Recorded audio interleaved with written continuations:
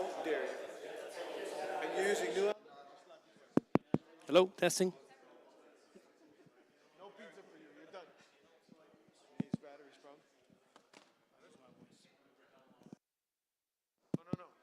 He's got it muted in the control. It won't make noise until he lets you. But they only got 2 clicks left. So. Can you turn this on?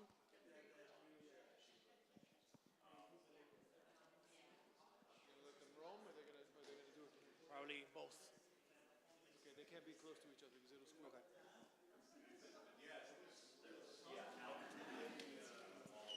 Okay. Good evening, everybody. If we can please take a seat so we can begin. Thank you.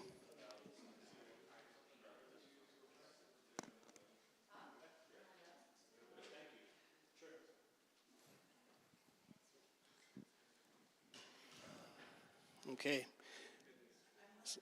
Good evening again, and welcome to Village Hall and to the Westminster Community Workshop. My name is Javier Gonzalez. I am the Planning and Zoning Director. I'd like to officially note that the village manager and the village attorney are in attendance tonight. I'd like to also introduce my staff, Edgar Madero, our interim principal planner. From our consultant team, Sylvia Vargas with Calvin Giordano and Associates, and their traffic engineer. Representing the applicant, Westminster Christian School, including Mario Garcia Serra and Bobby Behar. And this evening's workshop will be divided into 2 parts to ensure that we cover all the necessary details for you. The first part will consist of a presentation by the applicant, 15-minute presentation, and the second part will be an opportunity for the members of the public to ask questions of the village staff, our consultants, and the applicant. Finally, please note that this application will be before the Mayor and Village Council next Monday, October 20th, for a final vote on 7 p.m. here at Village Hall. And before we proceed, Edgar, is there anybody in the virtual lobby that would like to speak? No? With that, thank you again, and we'll now proceed with the applicant's presentation.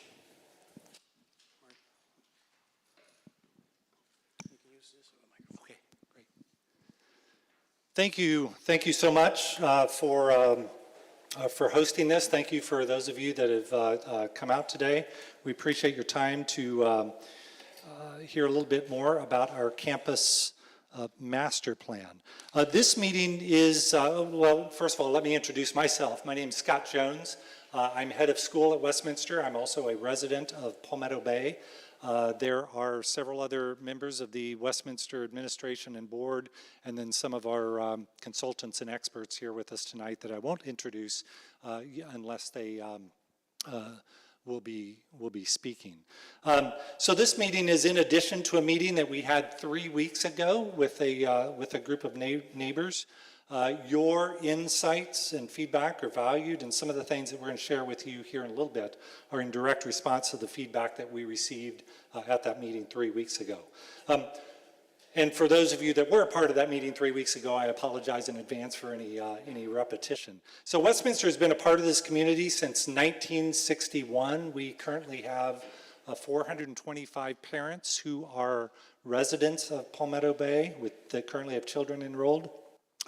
Additionally, we have 480 alumni living in Palmetto Bay and 419 parents of alumni living in our village.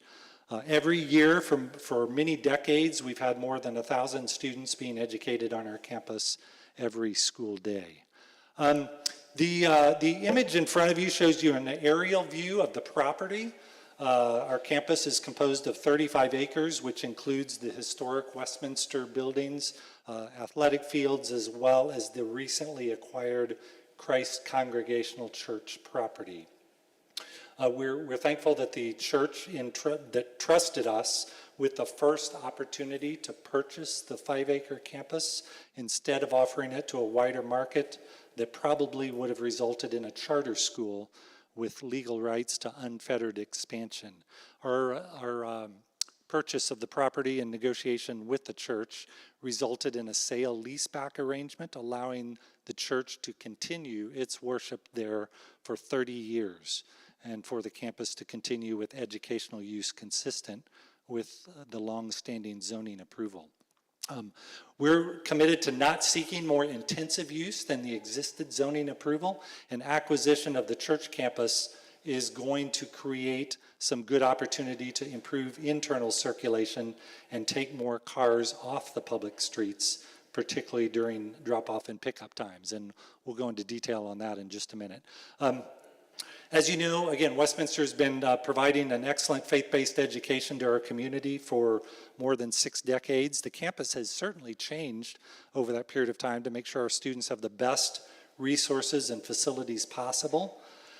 In recent years, the school has upgraded various buildings, classrooms, labs, facilities, and so forth, but the athletic facilities are the original facilities and have really become inadequate. So upgrading that part of campus is really a core purpose for this site plan amendment application. In addition, our middle school is dated, needs to be upgraded. We also still have some portables on campus that we'd like to replace with a permanent building. So we're really looking to build better, certainly not bigger, and we're seeking to integrate the church campus to allow for better internal traffic circulation and connection.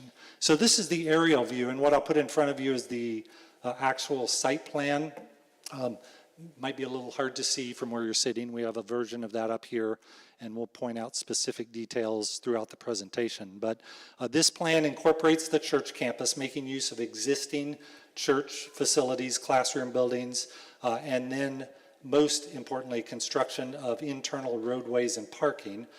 No increase in the previously approved student caps. And the site plan shows some new buildings on the historic Westminster campus to better address our current and future needs and to modify and renovate some existing buildings. The proposed square footage remains well within zoning limits. It preserves open space, and we'll get into those details also a little bit later. Based on previous meetings that we've had with some of you and other neighbors, we understand that 2 primary concerns that we've heard include the proposal for athletic field lights and issues related to traffic. So let's address those right now. So regarding the athletic field lights, last week our board decided to drop that request. So those athletic field lights will not be a part of this application. As of Friday, that component has been completely removed from this application. So the second concern is about traffic. Traffic is a major concern for all of us. We all dealt with traffic on our way here to this meeting. We have some solutions integrated into the application, which I'll discuss. We'll introduce a few other ideas tonight, and I think you'll see that some of these solutions are going to result in an actual decrease in traffic on the roadways surrounding our school. So the image that I'm showing you here shows internal traffic circulation on the site. The traffic circulation internalization capacity gives us the opportunity with the merger of these 2 properties, which were historically separated. It's allowing for better internal circulation, increased parking, and most notably more queuing space at drop-off and pickup. So that's what this image shows. You can see that this merger gives us the opportunity to dramatically increase the number of vehicles that can queue on campus, and it will dramatically decrease the possibility of traffic backing up into the right-of-way.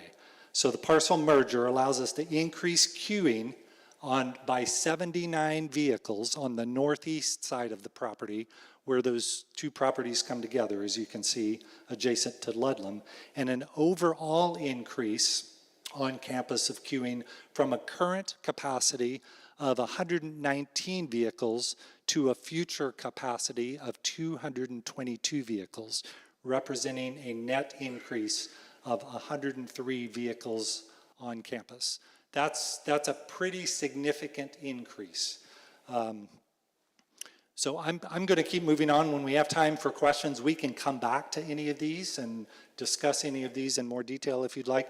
This also is on the topic of traffic, but now we're moving outside of campus. So Should the internal queuing not be adequate, we are fairly convinced that it will be, but should it not be, we're proposing turn lanes on 152nd Street and 67th Avenue as shown in this image. And we think that these turn lanes might not be necessary, but nonetheless we're prepared to advocate for them subject to county approval. Both those roadways are county roads, and this would further reduce backup on these roadways.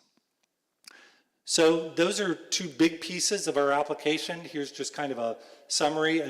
We'd be having additional drop-off and pickup zones on campus, additional queuing capacity. Again, another 103 cars that we're able to queue on campus for those zones.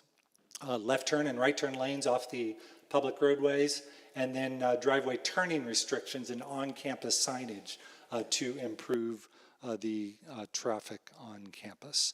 So those are some summaries at the big picture level. I want to invite Mario forward, who's going to talk to us a little bit more about some of the other solutions and ideas that we've been speaking about with our board in response to some of the concerns that have been brought forward. Thank you, Mario. Thank you, Scott. Good evening, everyone. My name again, Mario Garcia Serra. I'm the zoning attorney for Westminster Christian School. And one thing that came through loud and clear during our previous meeting was the problem of cut-through traffic along Southwest 148th Terrace and 69th Court. And we have been conscious of that problem throughout the school year. We've been trying to enforce more. Scott himself and other school officials have been out there just trying to see who has been cutting through, and if it's students, giving them detention or other sort of disciplinary action, with the adults also trying to enforce what the rules are. So that has had some effect. We realize the problem is still there, so based on that experience, we're proposing, if it's acceptable to those residents along 69th Court and Southwest 148th Terrace, some additional measures. And as many of you know, the new head of school property is going up on 69th Court, right where it intersects with 148th Terrace. So the idea is to put a video camera there with license plate reader, so we can keep track of how many cut-through trips that there are and find out who's doing it. And then when we find out whether it's a student or a parent, we then have an escalating levels of penalty to try to enforce and make sure that this action doesn't continue. For students, the idea would be the first violation would be a detention. A second violation would result in suspension for 3 days. And then the third violation would result in the revocation of their parking privileges, so they could no longer be driving to school on their own. For adults, the idea would be the first violation would be a warning. Second violation would be a required $1,000 contribution to the Warrior Fund. And then the third violation would be a $2,500 contribution to the Warrior Fund. So the idea being that these significant fines would really help to deter any sort of continued incursion or violation of that prohibition on left-hand turn lanes into that neighborhood. So that is something that we're throwing out there really as a proposal for discussion to see if the neighbors think that that would be effective, because it is something that we are willing to implement as a condition of approval. So with that said, Scott, I'll give it back to you so that maybe we can walk through the buildings, which are actually one of the more significant parts of this proposal, are the actual new buildings. Thank you so much, Mario. We'll go through this quickly, and again, we can go back to anything when we get into the question time. Again, the site plan, we'll just show you a few images of some of the buildings that are proposed. Some of this is new construction, some of it is addition or remodeling, some of it is replacing existing buildings. These buildings are really designed to use the current architectural language and are designed well within the size and height allowed. Most of these buildings, again, are replacing existing buildings in the interior of campus. The more significant work would include construction of a new middle school building, new athletic buildings, 2 new guardhouses, one at the entrance on 152nd, one at an entrance on 67th. Improved athletic venues, and then most significantly, because it relates to the traffic concern, is the internal driveway connecting the church property with the historic Westminster campus. So just a few of these images I'll just flip through very quickly, just so that you get a feel that If you've been on our campus, you can see that the language architecturally of these buildings is quite consistent with what we already have. So we're not building anything that's going to stand out, that's going to be out of character, out of context. And we're also highly committed to preserving the green spaces on campus as well. We have a lot of beautiful green spaces, a lot of great trees. We want to preserve that and even provide more of those spaces outdoors because that's a key part of our campus. Our mission at Westminster is to continue to provide an excellent academic education and spiritual formation to our students who will ultimately serve and lead our community. These new proposed buildings are a part of that mission. This construction will happen over a period of time, so this is not all happening at once. And as I hope that you've seen as a result of this presentation, we've really made an effort for these new buildings to be compatible with that which we have, to be complementary to the existing campus and overall the greater neighborhood and the community. We have made efforts to be good neighbors. We want to be better neighbors in the future than perhaps we've been in the past. And one of the things that contributes to that is the significant investment in the church property to ward off a charter school scenario, which would have been negative for all of us. We're really confident that these improvements that are represented in this plan and some of the things that Mario has proposed specifically for the neighborhood to the west of the school will further contribute not only to a better Westminster, but to a better Palmetto Bay. So we're grateful to be a part of this community as we have been since 1961. We look forward to continuing to positively contribute to this wonderful village in which we live. So thank you. That is our presentation. I'll invite Mario back up, and then I don't know how this works, how the process goes about taking questions and so forth. If there's a formality, you got to help me understand how to do that. So we'll open it up for a question and answer session. But before we do that, I'd like to recognize Mayor Cunningham, which is in attendance.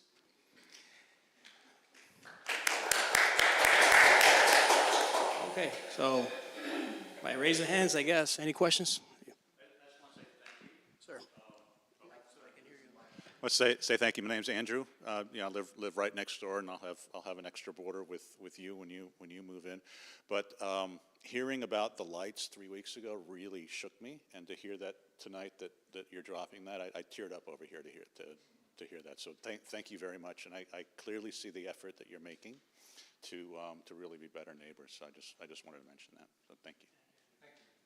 And in particular, as we discussed earlier, to address one concern that you had, for some reason our perimeter wall stops at the rear of your property. As part of our plan, we're going to extend it so it goes across the width of your property. Any other questions?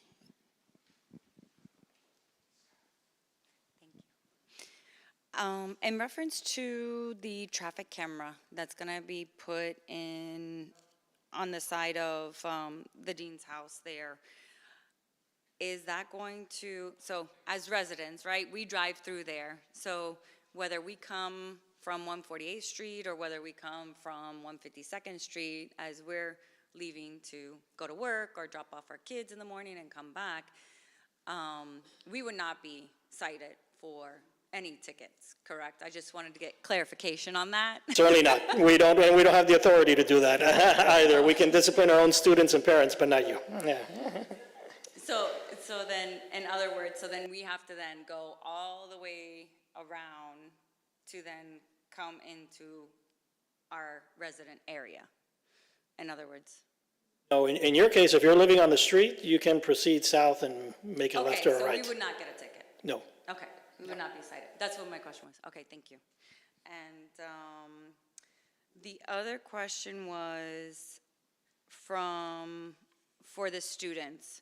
The first one would be a warning, the second one would be a detention, and then the third one, they would lose their parking spot.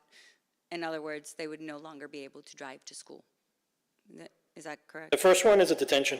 The students, students don't get a warning. The adults do. So first one's a detention, second one 3-day suspension, third one is a revocation of the driving and parking privileges. Okay. Okay.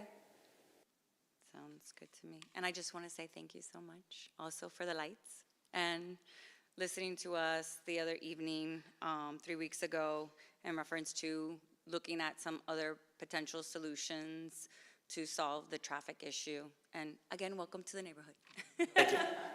Thank you. So just curious, you had some traffic cameras that were up, when did they get put up? 2 days ago, and they're already taken down. Yeah, they were up a couple days ago, and now they're already gone. So I was just curious if that was Palmetto Bay's doing, or if that was Westminster's doing. Recently? On 152 Street. We happen to live right on the corner. He walks the dog, so he noticed there was some cameras up that were on one. But it was in the last couple of days, huh? And that, because we have retained somebody to start taking counts, but they should have started that work today, and they were going to be using a drone. So, So they had 3 cameras up. 2 of them were on telephone poles in front of the 67th Avenue Elementary School side, and 1 was put on the power pole. They were about the size of GoPro cameras. They were done by an engineering company. I don't know if that's to do with something with the traffic circles that we're going in also, but while I'm speaking, thank you for the thing with the lights. That's a huge plus, and I do like the idea very much about the ticket or camera in front of the dean's house that, you know, tracks the traffic coming up and down the street, you know, related to Westminster students or parents. In addition to that camera, maybe an idea would be, you know, you live by the sword, you die by the sword, but it's a 15-mile-an-hour speed limit in that neighborhood. Traffic cameras that would give out automatic tickets, including I would get caught, you know, if I'm guilty of it, but it would also be an idea just to slow cars down, and that would be a huge help. Thank you, though, for all the improvements that, you know, have been talked about since the last meeting. I appreciate it. Thank you. And as far as the cameras, are those going to be permanent, or you're only doing them for a certain time frame? the idea is for that camera there in perpetuity. Okay. And then as far as the new additions to the athletic, it's gorgeous. But as far as a noise ordinance, as games, obviously there's going to be increased traffic with games, soccer, baseball, football. Are you guys going to be following the 11 p.m. noise ordinance, or how is that We going have to. Okay. We have to, and especially without lights, the likelihood of anything happening there after sundown is next to nothing. Oh, I don't know. And as far as the parking is concerned, you said you're going to increase the parking spaces. Is that going to be able to accommodate all of the athletic games? Because like right now, 152 Street, when you guys have a game, they're all the way up the street. They've been in our front yard. They've been in our side yard. I mean, granted, I know there's a swale, so there's nothing we can really do about it, but I'm just curious if you're accommodating for all the sports activities as far as parking.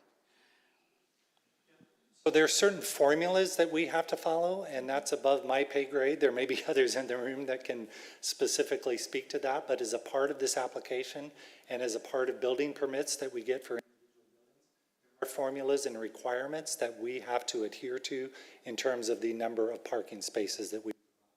Sorry that I'm ignorant as to those specifics, but we'll be required to provide adequate parking. And I do also want to just add and clarify, these buildings are replacing existing structures, again, trying to make better, not bigger. So it doesn't necessarily mean that we're going to have any more games than we already have, or any more teams than we already have. That's not necessarily the case. You know, the improvements to the baseball field, for example, we have a baseball team, we're improving what we have, improving the stands, necessarily about the number of people coming on or On the issue of parking, an important thing to point out is the parking that's available today on the Christchurch campus before wasn't available to us. So we're going to have that additional parking, and we're also expanding the parking on that property.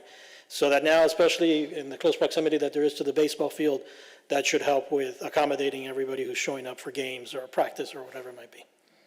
My last question is in regards to the construction, because obviously there'll be construction going on. Is this going to be a Monday through Friday thing, or will they be working on the weekends? Only because there's so much construction going on in the neighborhood itself. I mean, they start sometimes Saturday morning, 7 a.m. So I don't know if that just your construction is going to be Monday through Friday, or how you're scheduling that. We'll abide by the village construction hours. Do you know what they are? Have you heard by any chance? I know the earliest is 7 a.m.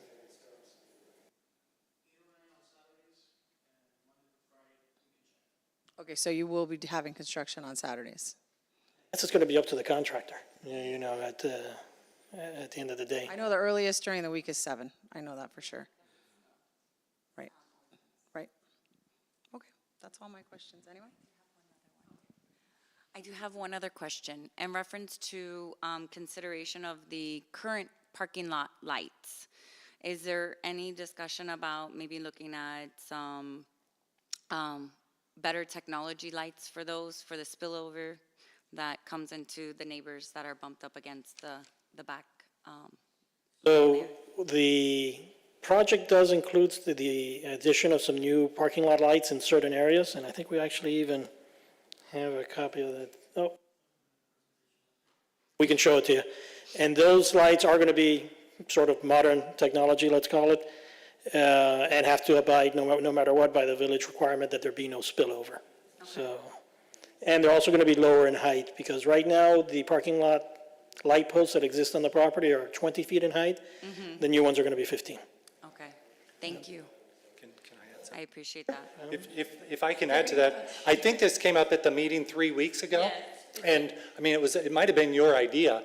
So since that time, we've actually started looking into what would be involved in replacing the heads in the existing parking lot. Again, it doesn't have to do with this application. Right. But it was just a great idea, because those are old heads, old technology. The newer technology is much more focused. So we're actually looking into that, even though it's not actually a part of this application. I mean, it was, one of you had the idea. Could we look into that? And we are. Yeah. So we're getting Perfect. bids on that. Yeah, I think it was Emily. Thank you. Thank you. And to answer your question, constructions on Saturdays and Sundays is from 9 a.m. to 5 p.m. and the weekdays 7 a.m. to 6 p.m. Any other comments, questions?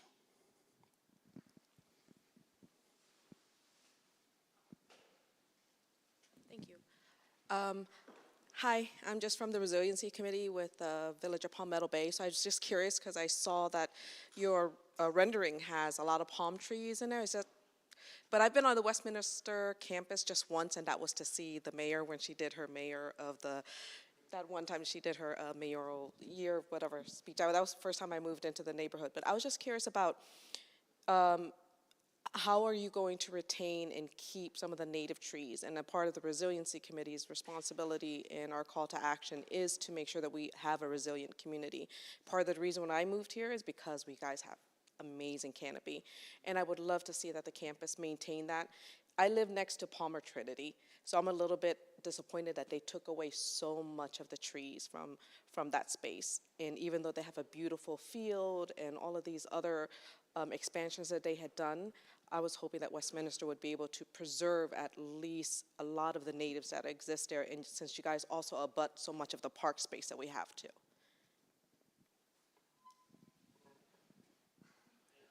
We can certainly take a look and see, right now where there's palms, are there natives on site that we could relocate? Usually the city's landscape ordinance sort of encourages you to try to relocate as opposed to remove, so we can take a second look at that and see, if the mix can include more natives and oaks, let's call it, as opposed to the palm trees that might be proposed right now. Yeah, it would be best because palm trees have zero carbon sequestration ability, conversely to palms, and palms actually can sequester a lot more of carbon emissions that are being produced out there, and it would help reduce a lot of the pollution that would be produced by all the traffic that's going to come in. If I could just add to that, I'd love to just make a comment. These images were done by an architect that does buildings, not a landscape architect. And that was actually a criticism from one of our potential donors, honestly, that would like to see, and we certainly are committed to that. And I think one example of that is if you were to come on our campus, on the southeast corner of our campus, we have an acre that had, maybe it was a dozen oaks that we preserved, and then we brought in a lot of other natives. It is now a top-notch botanical garden. So I think that's an illustration of the kind of commitment we have to preserving and enhancing outdoor spaces using. So, you know, the final result won't just be a bunch of royal palms all over campus, I can tell you that. But we are committed to creating those wonderful green spaces and using it as an educational experience for our kids to understand native flora and fauna. Thank you. Okay, anybody else? Questions? Is there anybody in the virtual lobby that would like to speak? Okay, Robert, can you please unmute them?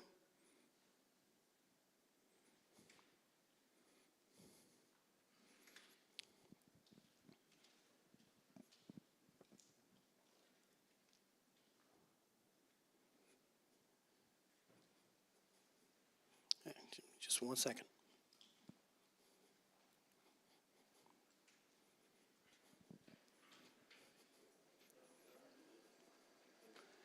What's her?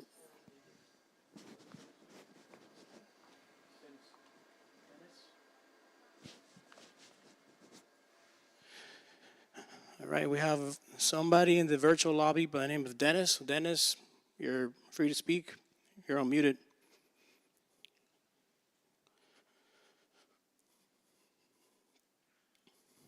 So I just raised my hand about the not being able to understand what's being said in the room. Hey, sir, can you repeat that? It's kind of hard to hear.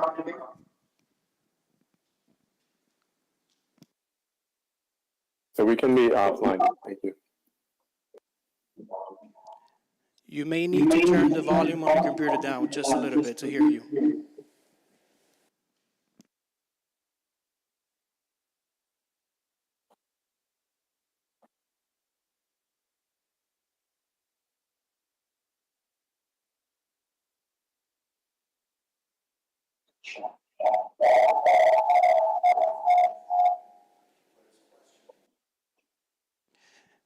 Dennis, the other option would be to put your question into the chat.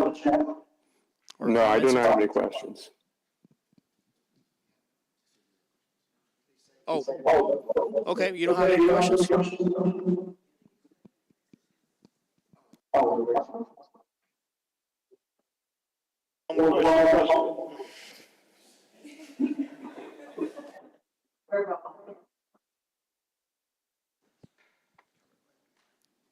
Now. Bit of an echo.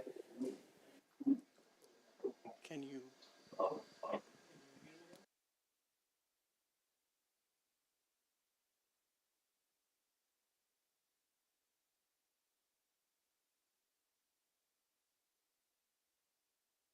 Now? Okay, I think we're good now. So the question in the back had to do with construction. Right.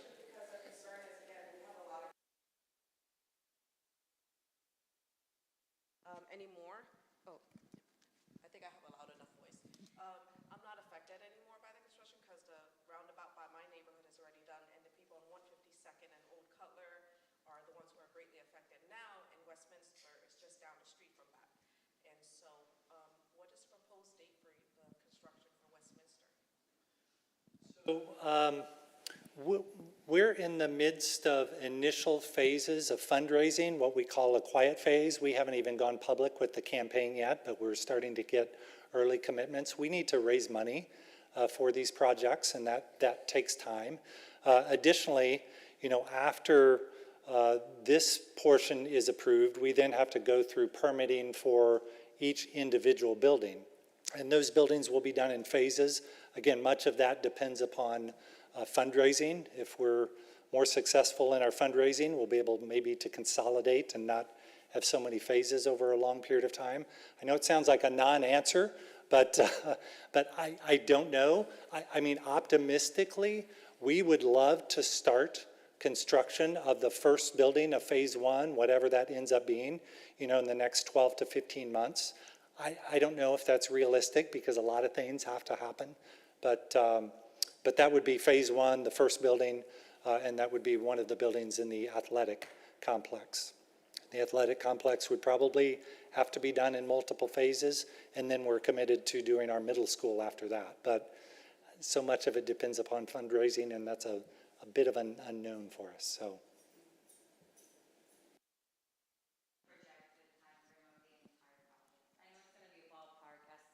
But based on the phases that you have, what are you looking at? Because it's gonna be over several years. Are we looking at like this is gonna be a 10-year project, a 5-year project, give or take? Again, guessing, a lot of variables, but Yeah. probably 15 years, everything that's proposed.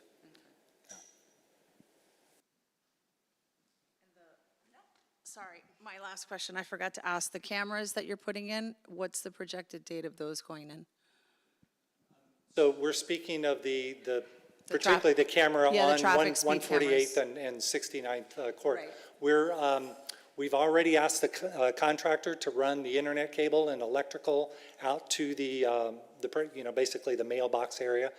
That's where it would be. And our IT team is already getting bids. So, I mean, fairly soon, but I think easily within 6 months. But I don't want to promise you a time and then fail to deliver on that. But we've already taken action because we assumed that you all would be okay with it. Now, but- you all had the security guard who I know and Mr. Myra on our street, but I don't see them anymore. They were there intermittently, just monitoring the Yeah, traffic going through they're there. not there every day, but Mr. Myra, Mr. Walker, and myself were all there this morning. Oh, So okay. primarily, we were down at the end of 148th at Old Cutler, near that area. But we were all in the area for about 45 minutes today. Are you planning on putting them back there on the street intermittently until the cameras get put up, just to kind of control the traffic going through there at the times that they're not supposed to? Yes. I mean, for example, this week, Mr. Myra will be there one other day this week. We don't tell anybody what day, but it Right. will continue to happen. Right. Yes. Yes. Sorry, one more question. With the proposed, one of the things you had as an idea for controlling traffic was the extra left turn lane on the elementary school side.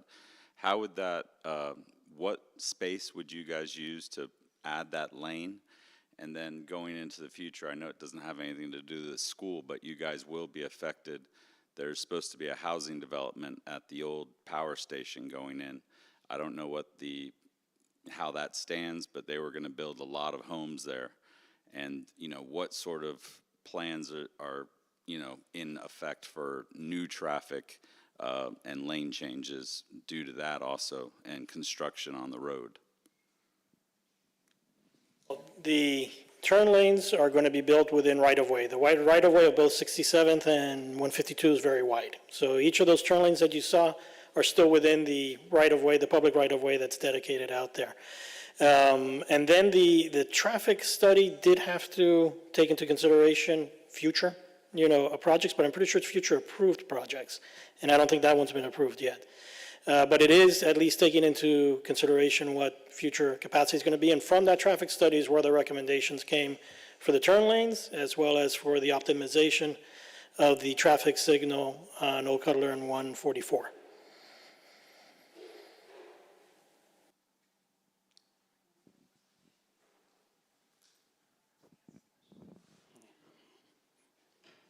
Anybody else? Any questions? Do we have anybody in the lobby this time? Good.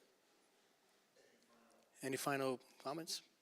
Well, I'll let you do that, Scott. It's only appropriate. Let the principal do it. Well, again, thank you for the opportunity for us to be a part of this Palmetto Bay community. We love Palmetto Bay. We want to continue to improve our campus for our students consistent with our mission, but we know that we are a part of this community and we want to see ongoing improvement to our community. We can be a part of that. We're committed to being a part of it, and we thank you for your partnership. Those of you who have been in conversations with us, not only at the meeting 3 weeks ago, but even prior to that, thank you for your contribution to this effort. We need to understand from you how we can do better, and you've helped us do that. So thank you for your participation and your contribution. Thank you for being here tonight. And I think, oh, yes, and if you did not sign in, if you would please do so. I believe we've got sign-in sheets here and then one up here. That would be great. again, I think we're good. So thank you so much for being here. Have a good evening.